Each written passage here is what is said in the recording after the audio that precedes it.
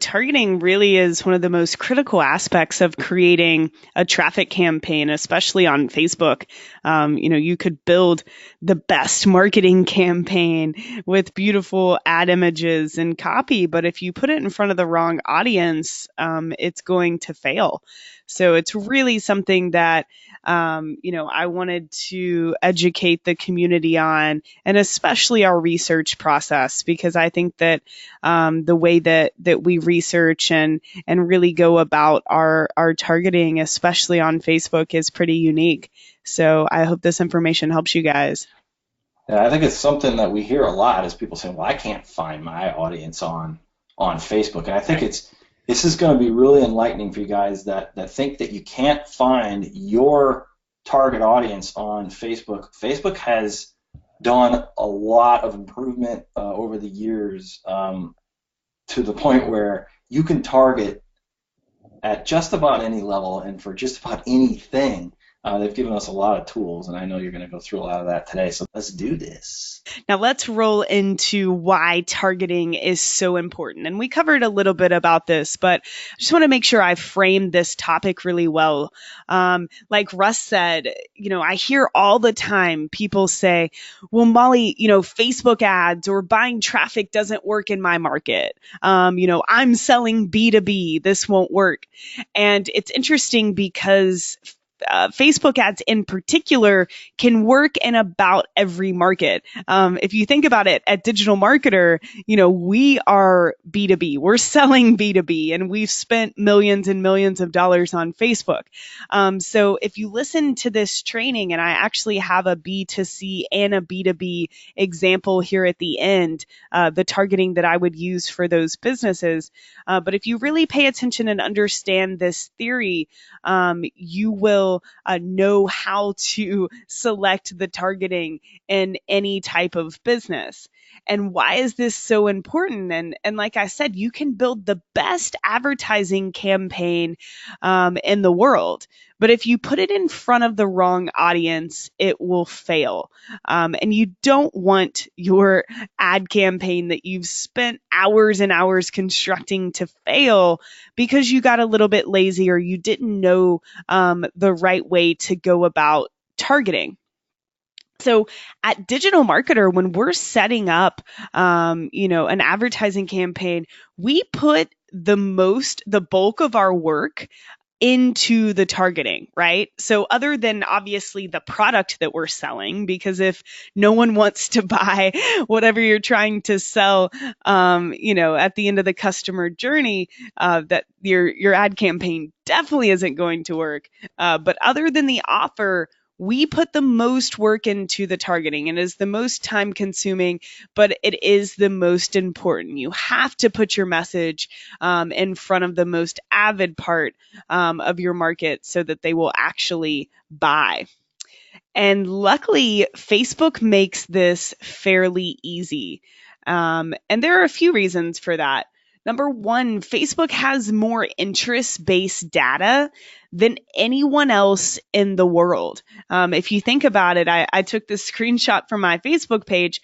We literally, browse around Facebook and we tell the platform what we like. Think about that. We're scrolling around and we're liking brand pages, we're liking Facebook statuses, and we're telling Facebook, I am specifically interested in this person, this topic, this company, this brand, this music, this restaurant, this film. So as users, we are telling Facebook what we are interested in. They are using that information to then let business owners and marketers, put ads in front of people that are most likely to be interested in their product or service. So really think about how powerful that is, that we tell Facebook what we like, and then as business owners and marketers, we're able to leverage that data to find the most relevant audience. Another reason that Facebook targeting is so powerful is they know what users are doing around the web. So here's a screenshot of digitalmarketer.com. You'll see in the right hand corner we're using a plugin called the Facebook Pixel Checker. And if you install this plugin and you hop around to most sites around the web, you will see that a majority of the sites and especially bigger brands have the Facebook retargeting pixel installed on their site. So when people visit the website, they're pixeling through the Facebook platform. They're pixeling those people and saying, this individual has visited this website. Facebook has that data. They know who has visited which websites. They know which pages people have visited in within those websites. They know who's bought which products. So as long as this pixel is installed onto a domain, onto a website, Facebook's not only tracking what we like inside of their platform, they also know what we're doing around the web. They know what we're buying and what websites we're browsing. So another data point there that's leveraged by Facebook and has allowed the platform to be very, very intelligent. They also have 1.6 billion users. So if you think about it, almost everyone has a Facebook profile. So it's really easy to market no matter what your niche is. So first, let's start out by talking about Facebook's targeting options. So I want to tell you the different types of targeting that you can find within the Facebook platform and what those mean. So when you go to set up an advertising campaign, you'll notice that this box this is one of the, what you'll have to fill out when you're setting up the campaign. This is the targeting area. This is where you decide who you're going to target with this specific campaign. And you'll notice that there are a lot of options here, and I'll explain what each of these mean as we progress through the presentation. But I want to really point out a few big ones here. So at the top, we have custom audiences, and we'll cover that here in a second. Next, we have location, age, and gender.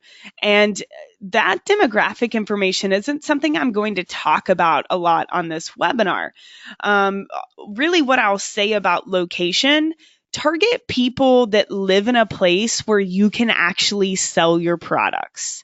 So, if you're a hair salon and most of your customers live within a 50-mile radius, only target that 50-mile radius. If you're a company like Digital Marketer that sells worldwide, target the countries where people are actually buying your products. I usually target the top 4, 5, 6 countries where people actually buy our stuff. So just, really use common sense with the location. Don't target places where someone couldn't actually buy or consume your product or service. Age and gender. Do not make assumptions about age and gender. This is really the first place that most people go when they think about a customer avatar. They'll say, well, they're about 35 to 55 and they're male. And a lot of times that information is based off of assumption, and that is bad. For example, at our sister company, Survival Life, they sell tools for preppers, people that think the world is going to end. And they made the assumption that it was mostly, an older demographic, white males. And that's how they always bought traffic on Facebook. And one day they accidentally forgot to define the age and the gender, and they ran the campaign and they found that it was actually women that were the lowest cost per acquisition, and they were buying, their products. So it was a mistake, but because they had always assumed that their market was male, they had left out, half of the population, which is unfortunate. So really don't make assumptions in terms of age and gender. And with location, only target where you can actually sell your product or service. in terms of detailed targeting, as you'll see below those options, that's really what we're going to dive into. This is more of the interest-based targeting. So what people have liked on Facebook, what they're talking about on Facebook. That's really where the power comes in terms of Facebook advertising. So I just wanted to make sure you guys knew what this looked like and what everything means. We're going to dive into it a little bit more. So the first type of targeting that we're going to cover is interest targeting. So this is the most powerful option, especially when you're entering a new market, when you've never run Facebook ads before, or maybe it's a newer business, you've never bought traffic, or you're just wanting to reach people that have never heard of your business. Interest targeting is definitely where you should start. So just to give you a definition, you can choose to target people based on their interests. Interests may include things people share on their timelines, apps they've used, pages they like, and other activities on and off of Facebook. So like I said, you'll find this within the detailed targeting box that we just talked about. And really, it's the most powerful option. This is where, this is what we mainly use at Digital Marketer. And I'll show you as we progress through the presentation how we do research to find the best interests to target. So the second is behaviors and demographics. So in some cases, depending on your market, these can be useful. And I'll flip back here. You will actually enter the behaviors and demographics into this detailed targeting box, the same box that you enter your interests. But what you'll notice with demographics and behaviors is that most of these are based off of third-party data. So Facebook's actually partnered with a third-party source that has a large amount of data, and Facebook's trying to match their Facebook profile, their users, with this third-party set of data. So things like income levels or what kinds of cars that someone may drive. Not to say that it's not useful, but it's just not as accurate, and it will make your potential audience size very small because not all of the third-party data matches up with the Facebook profiles. So definitely when you have a second, go into the detailed targeting box and scroll around the demographics and the behaviors sections. See if there's anything that really specifically applies to your business. But otherwise, we're going to live in the world of interest targeting. So the third type of targeting is custom audiences. So custom audiences are people who have, that you have already had a touch point with. So you have an existing business, existing website traffic, you've run campaigns before.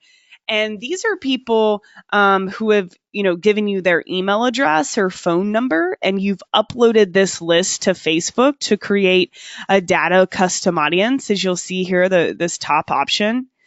It could also be people who have visited your website, so website traffic. And you can create custom audiences based off of everyone who's visited your site as a whole. People who have visited specific web pages and not others.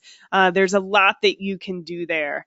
The third is people who have in any way interacted with your app, if you're marketing an app. But custom audiences are all about really retargeting people that you've already had a touch point with. It's obviously very, very useful, but you have to be able to do the interest-based targeting first and reach cold traffic to distribute your message and pixel people and interact with them before we get to, retargeting and custom audiences. And then the fourth is lookalike audiences. So lookalike audiences are a way to reach new people. So talking about cold traffic, entering new markets, a way to reach new people who are likely to be interested in your business because they're similar to customers you care about. You can base your lookalike audience on a variety of sources. So data custom audiences, the email lists we were just talking about, conversion tracking pixels, website custom audiences, etc. So, you could log into Facebook and create a lookalike audience of everyone who's visited digitalmarketer.com that lives in the US. And what this will do is Facebook will actually create an audience of people who are most like the people who have visited your website based off of a few data points on their Facebook profile, but that you haven't yet interacted with. So really powerful when you go to scale a campaign. So you have something that's working, and you want to create a lookalike audience to find more people most like those people. And again, this is really for education purposes. I just want to make sure you guys understand all of the different types of targeting, so that when I use this lingo, there's no confusion. But really what we're going to focus on today is interest-based targeting. Custom audiences are best used for retargeting. Lookalike audiences are best used for scale. And today we're really talking about the interest-based targeting. So where to begin? And it really all goes back to the research process. You have to spend time researching a market before you just hop into the platform and make assumptions about who you should target. The most time that we spend on a campaign, like I said, is with the research process. It's definitely worth your time and is so necessary when you're setting up a campaign. If you don't learn about your target market, you'll never know where to find them. And that's all that targeting is. It's figuring out where your people are hanging out and how you can target them, so that you can show them a relevant message. And it really all comes down to specificity and being able to not only find people that are interested in that particular topic in your market, but to actually find the people that are avid, that are hot, that are really interested. The people that love this so much that they want to buy a product or service about it. So you really have to think about it like this. We call it the "but no one else would" trick. And I think this is a great example. You'll see in the bottom left-hand corner, we have a sentence and it says, a golf enthusiast would know who Bubba Watson is, but no one else would. And you can really insert any market into here. So a yoga enthusiast would know who blank is, but no one else would. And it doesn't have to be a person. We've used an authority figure, Bubba Watson, a golfer, but this could be, an event, a tool, a book. We'll get into that here in a second, but it's really thinking about who can I target? What interests can I target on Facebook that only people that are really enthusiastic about my market would be hanging out around, right? So this example is for golf, and you'll see the outer ring here. We have non-golfers, the green area, and it's Tiger Woods. Let's assume that we're selling golf equipment and we want to reach people that actually play the sport. They're really avid about golfing. We don't just want to reach people on the outside of the market that may watch, but they don't really practice. So we have Tiger Woods in this outer ring, in the non-golfer ring. And most people would go into the Facebook ad targeting or the Facebook ad platform, and they would go and they would target Tiger Woods. They would say, oh, golf, Tiger, this is easy, right? And they will fail because it's not specific enough. Tiger is an international celebrity. My grandmother knows who Tiger Woods is because he's been on the news and he's been in gossip magazines, right? He's known by, tons, millions of people outside of those that just play golf. But most people would make the mistake of going in and saying, I'm trying to sell golf products. Tiger Woods is the most famous golfer of all time. We're going to target him. But it's just too broad. Non-golfers know who Tiger is, and you're not reaching that avid part of your market. If you go a step in and let's look at casual golfers, they would know who Phil Mickelson is. And, I know who Phil Mickelson is from watching, the Masters with my dad once a year. So I don't play golf, but I casually will watch and maybe, hop on ESPN every once in a while. So I'm familiar with the name. So this is a little bit better of a targeting option than Tiger Woods, but it's still too broad. Casual golfers, people that just kind of, come in and out of the market, they would still know who Phil Mickelson is. In the middle, we have Bubba Watson. So he's a little bit more well known now since we created this graphic. But Bubba is, a mid-level golfer that you really have to watch the sport and love the sport to know. So he attracts golf enthusiasts. And this is the type of interest, the type of targeting option. These are the types of this is the type of targeting option that we're trying to reach. And this is what we're trying to do research on to make sure that we can find interest, just like Bubba Watson in golf, in our market to really reach that core, to reach that avid group of people. So if you think about it in terms of a blank enthusiast, insert your market there, would know who blank or what blank is, but no one else would. This will make your targeting a lot more specific. So keep that in mind as we go through this process. So now I want to show you our Facebook ad checklist, and I'll give you a link to this on the next slide. This is the checklist we use when we go in and we research for a particular ad campaign. So we don't answer these questions for our business as a whole. We answer these questions for whatever we're trying to sell or do via this particular advertising campaign. And you'll see that we have 7 questions here that we actually ask ourselves. And I keep a big notebook next to my desk and I go through these questions and I just make lists and lists and lists of possible interests that we can target based off of the questions here in this checklist. And I'm going to go through them here with you guys. Here's a link before we dive into the questions. It's bit.ly/1ZBB25Z. So bit.ly/1ZBB25Z. And I'll come back to that again after I go through these questions. But the first one that we ask, because again, we're trying to reach people that are really avid in this market. So we're going to ask questions like, who are the authority figures, thought leaders, or big brands in your niche?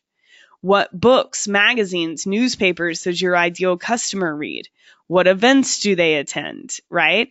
Because, and just to go back, if someone is reading a book or a magazine about this particular market and they're trying to learn, they're probably pretty interested, right? Someone that's consuming information, whether it's a book, magazine, or a newspaper, or even from an authority figure or a thought leader in that market. What events do they attend? If someone loves something enough to attend an in-person gathering around that market, that's a great place to find people that really, they love it. It's a great place to find people that really love whatever you're talking about. Obviously, events are going to be different depending on the market. In marketing, we call them conferences. In golf, you call them tournaments. But wherever your market meets in person, events are a great place to find avid parts of your market. The next question, what websites do they frequent? So where are they going around the web? That will tell you a lot about who this person is and what they're interested in. Where do they live? We already covered location, but make sure that you're targeting places where you can actually sell your product or service. If you're a local business, a lot of your targeting is done for you, which is wonderful. But don't target places where you can't actually sell your product or service. What tools do they use? And by tools, this is applicable in any market. In marketing, we use a lot of software. In golf, they use physical tools, right? In fishing, you're using fishing rods and different equipment. So if someone's actually doing something in a market, they're using tools, and that's a great place to find them. And then lastly, what's specifically unique about this group? That's really what it all comes down to. What's specifically unique, and really how can we reach the core group of people in this market? And here's another link to the checklist, bit.ly/1ZBB25Z.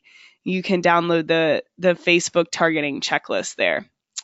So now I'm going to move into some examples to show you how we use this checklist for research purposes. So just to step back, we're entering a new market, we're selling a new product. Let's say we're rolling out a new line of fishing rods, and we want to sell these fishing rods, or we're selling an information product, right? So, maybe we're selling a course on how to be a better, how to catch more fish. So this example is going to be more B2C, whether it's physical or info products, it doesn't matter. The concepts are the same, and it all goes back to research and to using this checklist, because this is going to give us the interest research that we really need to find people who actually fish. So just to give you some examples of what would be too broad, because I think that's just as important. So who would we not target if we were going to sell fishing products? And this is the trap where a lot of people fall into. Cabela's is an outdoor store. It's too broad. They sell more than just fishing equipment. They sell hunting equipment. They sell camping. It's not specific enough to people who actually like to fish. Bass Pro Shop, it is specific to fishing, but it's too well known of a brand. It's Tiger Woods. It's too well known. It's not specific enough. Dick's Sporting Goods, the same as Cabela's. You might be able to find fishing equipment there, but it's not specific to the industry where we're running traffic. Academy Sports, same thing. The term fishing, a lot of people will just go into that detailed targeting box and type in their keyword. It's just too broad. These are examples of what not to do. And I'm actually going to use Google. So that's what I use mostly for our research process in terms of finding interest to target. So I'm going to hop back and forth from Google using the checklist and show you exactly how we go through this process. So we're starting with who are the authority figures, thought leaders, or big brands in your niche. And keep in mind, I have a notebook next to me with a pen, and I'm writing down any possible interests that I think we can target. Not all of them will match up into Facebook. So if I start writing down, books I want to target, it doesn't mean that they will always appear when you go to type them into Facebook, but I found that about half of them usually do on average. So it's best to just spend your time focused on the notebook and Google or wherever you're doing research, and continuously make lists of possible interests for your new campaign. So who are the authority figures, thought leaders, or big brands in your niche? So a great Google search to start with is something like top fishermen, right? Obviously, you're going to have to alter the phrase to match your market, but top fishermen. Or if you're in yoga, top yogis, depending top marketing companies, if you're looking more at big brands. But really using the keyword top and then inserting, whatever makes sense for your market in terms of authority figures, or brands that people would look up to. It's a great Google search. It's going to return a lot of results. And as you can see, Google's actually populating top fishermen up here at the top for me. So what I would start to do is making lists of all of these people, right? And just going through and knowing that these are the top authority figures in this market. Of course, you have to keep in mind, especially in markets that are more well known, they've had more international exposure like golf. Make sure that you're not that you're doing proper research and you're not pulling out the people that are so well known that it's going to be too broad. Luckily, in fishing, it isn't something that's gotten a ton of exposure on, the internet or TVs. So we should be pretty safe in this category. But make sure you aren't plucking out, international celebrities that are going to make your campaign too broad. But Google's either going to pull up, lists of the top authority figures or brands in your market, or you can just start scrolling through whatever Google's returning for you, right? So Bass Fan World Rankings. So we can go and see, the top people in this market right now. And again, it's not that all of these people are going to be an interest inside of Facebook, but I guarantee you a few of them have pretty big followings and you would be able to target them. So I would write down as many of these as I can as possible interests that we want to target. If you love fishing enough to follow the people that, are currently in the rankings as the top fishermen, then you're probably a good person to sell a fishing product to. So I love finding lists of top authority figures or brands and markets. They're great places to get ideas for targeting. 20 most famous bass anglers of all time. And again, we want to be sure that we're not picking out people that are too popular. But I would go ahead and make lists. Bill Dance and Forrest Wood, and just write these people down as possible interests to target. And you can see how much of a rabbit hole this can become, but that's what's great about it. There's endless information online, especially if you're using Google. So a Google search like top, and then insert whatever your market calls authority figures or big brands, and you should get a lot out of that particular Google search to answer the first question. So the second question, what books, magazines, newspapers does your ideal customer read? Well, when I go to do research on that, I use terms like top fishing magazines, right? Top fishing books. So again, Google's going to return some options for us. And then, we have lists. Now, this is a really good lesson in not just writing down everything you find, really qualifying the ones that you actually write down. For example, as I scroll through here, Field and Stream, expert opinions on, it says hunting and fishing. So I wouldn't write this one down because it's not just about fishing. Same thing with Outdoor Life.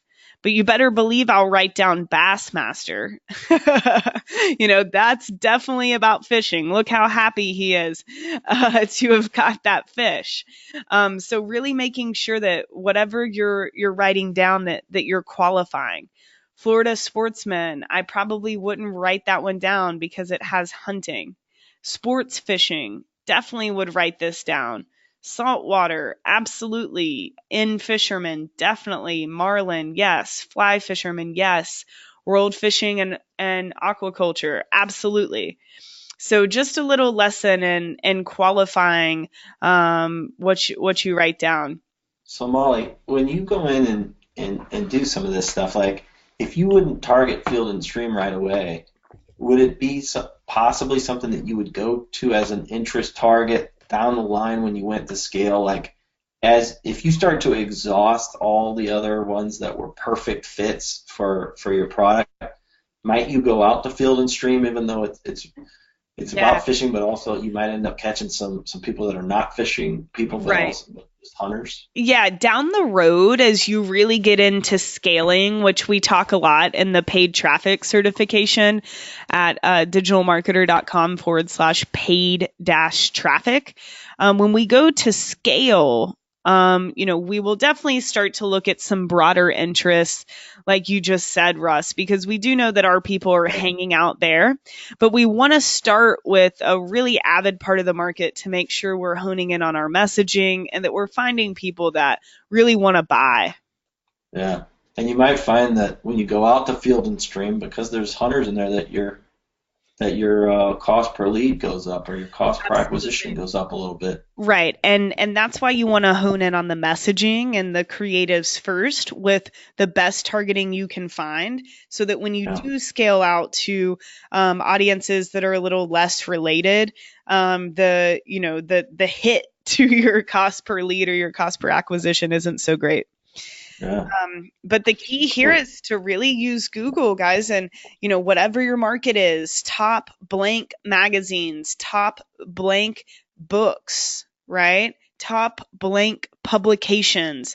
What is your market reading? Use Google to find it, and Google will give you, other options. Best fishing magazines, bass fishing magazines. So really leveraging Google to tell you, where these people are hanging out. And again, it's a rabbit hole. It's endless, which is exciting. So for the next question, what events do they attend? And we already covered that. Depending on your market, an event is going to have different names.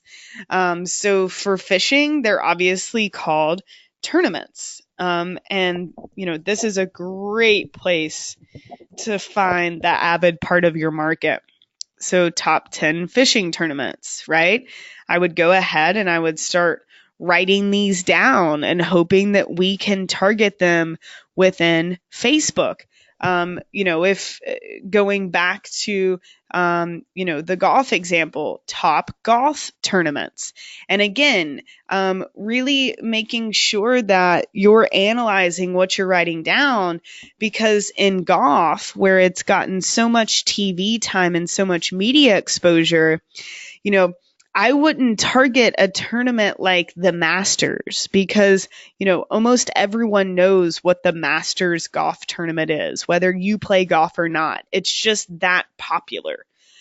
But if you start to look at more mid-level golf tournaments, you can find more of the avid part of the market. Golf tournaments that aren't necessarily so widely broadcast in the media, golf tournaments that you really have to love watching the game to seek out. So really Googling, top marketing conferences,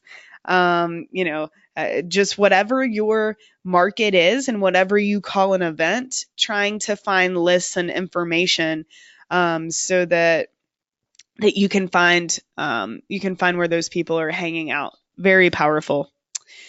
What websites do they frequent? This Google search is fairly easy, right? Top fishing websites, and also thinking about other terms for websites, right? So top fishing blogs, 50 best fishing blogs. A lot of blogs have social media profiles on Facebook and Twitter that you can target. Top fishing forums are, other Another name for a website where these people are hanging out. If they love fishing enough to read a blog or to visit a forum and to talk about the sport, those are probably great places to find your market. So really using the term top blank websites, top blank forums, top blank blogs. Those are great Google searches to use. Where do they live? We've really talked about this. It's all about where you can actually sell your product or service. So don't get too hung up on that part. The next question, what tools do they use? This is where we get a lot of our interest-based research. So in the fishing market, these are Google searches that I would do.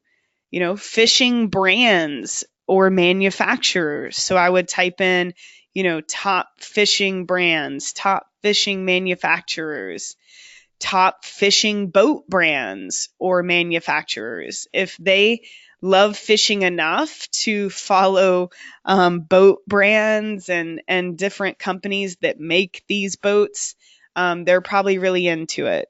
Fishing lure brands or manufacturers, fishing rod brands, fishing hook brands. Just a few examples of different tools in this particular industry and the Google searches that I would do around them.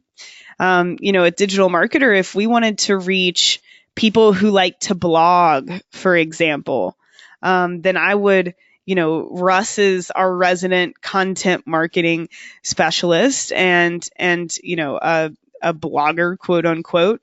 And so I would call Russ and I would say, hey, what tools do you use? Or I would Google, top blogging platforms or top blogging tools. So really thinking about what this person is using as a tool in the market. And you have to get a little creative, but these usually convert the best for us. And then again, just what's specifically unique about this group. It's all about focusing in on the avid part of the market. Russ, you got any questions? I'm going to roll into the B2B example next, but I wanted to take a quick break. Wow, this is looking good. Yeah, and I think you guys will find, from what you've taught me, Molly, what's so cool is that I've seen this notebook on your desk. You're one of the rare people today that actually puts pen to paper and you scribble all these ideas and things in as you're doing your research. And it's super cool to see, what you come up with. And a lot of times you and I will sit around and brainstorm. It's really kind of fun. It is kind of fun to try to brainstorm how the different tools and events and gurus and things that might help you reach something. So yeah, you really have to get into the mind of this person. And I hope that this research process is helping you guys do that for your market. So I just wanted to show you one more example, and this one is more B2B, which is funny because, like I said earlier, people always say that Facebook doesn't work for B2B, but digital marketer, essentially we sell B2B, and it's our, the platform that we get the best results on. So I want to use an example and, theoretically, think about if you were trying to target dentists. So maybe you wanted to sell them some sort of marketing service or some sort of equipment. So we want to target dentists that have a practice. And I'm going to go through this checklist and show you guys what I would use to actually target dentists. So, really going back to remembering, our targeting planning here and what questions that we're going to ask. I'm not going to go through each one for dentists so that you guys aren't on here for a century, but I just want to show you the type of Google searches that I would do and have done to generate, the research ideas to reach dentists. Because even on Facebook, it's much more than just saying, okay, I want to reach people with the job title of dentist, which you can do on Facebook. That's not the best way to go about this. You can use this targeting checklist even to reach a specific group of people like dentist. So the number one Google search I would do is top dental associations. So, again, that's a word that really fits this industry, that essentially is a group of dentists together. So whether it's by state or maybe the type of dentistry that they do, maybe they just do, pediatric dentistry. Associations, that's a great word to use in this Google search. Top dental associations. How can you find groups of dentists that have come together? And there are a ton that you can target on Facebook. Top dental conferences. So that is the physical meetup, the term for the physical meetup in that industry. Top dental organizations. So kind of another word for an association, but a great term to use. Top dental schools. So what's specifically unique about these people? Well, they all went to dental school, or I hope they did. So really just making a list of the top dental schools. I found lots of interest when I was doing research that you could use to target dentists. Top dental equipment manufacturers, so the tools that they use, right? Where are dentists getting their equipment and who makes the equipment? Top dental trade shows, another word for a physical, meetup. Top blogs for dentists. Again, where are they hopping around online? Blogs are a great search term to use for that. Top magazines for dentists. This is where they're getting a lot of their information and their entertainment. So again, a great Google search. And I just wanted to really outline these and show you guys how similar, right? We're B2B here. We're trying to reach dentists, but how similar this is to the example that we just showed for phishing. It's just changing the thinking around a little bit. It's changing some of the words, but it's still the same. We're still able to use interest-based targeting to find this particular group of people. So before we wrap up, I just want to give you a few other research ideas outside of Google if you're really trying to figure out your market and who these people are and where they hang out. Audience Insights is, a tool from Facebook that allows you to actually enter certain interests that you're thinking about targeting, and it will populate information like other pages most related to those particular interests. It will give you demographic info. So Facebook's essentially allowing you to leverage their data to tell, to figure out who you should target. And I cover that really in depth inside of the paid traffic mastery class. If you take us up on that offer. Forums, we talked about forums. It's great to go in and actually read the language inside of forums. What is this market talking about? What are their pain points? And what is even their reading level? This will show you and tell you a lot about your ad copy when you go to write ad copy. Is this market very educated? How should I speak to them? On what grade level? Maybe what are some keywords or even slang that you can use so that you really fit in and you don't look like an advertiser. BuzzSumo is a tool that you can use to enter keywords and figure out which articles around the web have been shared the most for that particular domain or that particular keyword. And then Amazon. So researching books or products in your market and reading the reviews. Again, just like forums, this will give you the voice of the customer, and it will really allow you to get into their pain points and how they speak and what they think. So just some other tools to use as you're researching this particular, your avatars. So now you guys really understand our research process. From here, we take these lists and lists of interests and we create ad sets inside of Facebook with, within the potential audience size of about 500,000 to 1.5 million. We have different ways of going about testing which ones work, which ones don't. There's a lot more to this process, but this webinar was really about the research process, because if you get this wrong, the rest of it doesn't matter.